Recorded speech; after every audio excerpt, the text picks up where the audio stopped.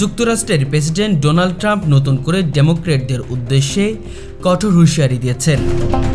White house থেকে দেওয়া এক বিবৃতিতে তিনি জানিয়েছেন, যদি ডেমোক্র্যাটরা দেশের নিরাপত্তা, অর্থনীতি এবং আন্তর্জাতিক কূটনীতিতে আমাদের নীতিকে চ্যালেঞ্জ করতে থাকে, তবে তাদের ফল ভোগ করতে হবে।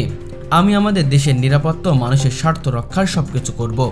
ট্রাম্পের এই মন্তব্য আসে এমন সময়ে যখন দেশজুড়ে রাজনৈতিক উত্তেজনা তীব্র হয়েছে এবং মধ্যবর্তী নির্বাচনের আগে প্রতিটি রাজনৈতিক পদক্ষেপ আন্তর্জাতিক নজরে কাটছে। বিশ্লেষকরা মনে করছেন, ট্রাম্পের হুঁশিয়ারি শুধু রাজনৈতিক বক্তৃতা নয়, বরং এটি একটি কৌশল যা তার সমর্থন এবং বিপক্ষ উভয়কেই প্রভাবিত করার উদ্দেশ্য বহন করছে। বিশেষ করে যুক্তরাষ্ট্রের অভ্যন্তরীণ নিরাপত্তা, সীমান্ত নীতি এবং আন্তর্জাতিক সম্পর্ক নিয়ে ডেমোক্র্যাটদের আলোচনা করে তিনি নিজের নীতিকে আরও শক্তিশালীভাবে প্রতিষ্ঠিত করতে যাচ্ছেন। ট্রাম্প বলেন, আমাদের দেশ এখনও বহু চ্যালেঞ্জের মুখে রয়েছে এবং আমরা কখনোই বিপদের মুখে আপোষ করব না।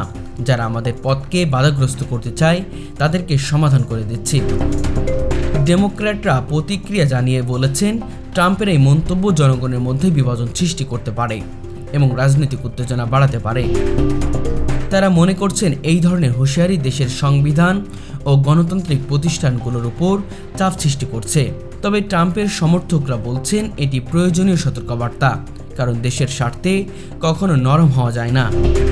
আন্তর্জাতিক অঙ্গনে ট্রাম্পের এই হুঁশিয়ারি নানা প্রতিক্রিয়া সৃষ্টি করেছে। বিশেষ করে মধ্যপ্রাচ্য, ইউরোপ ও এশিয়ার বিভিন্ন রাষ্ট্র ট্রাম্পের বক্তব্য নজর কাটছে।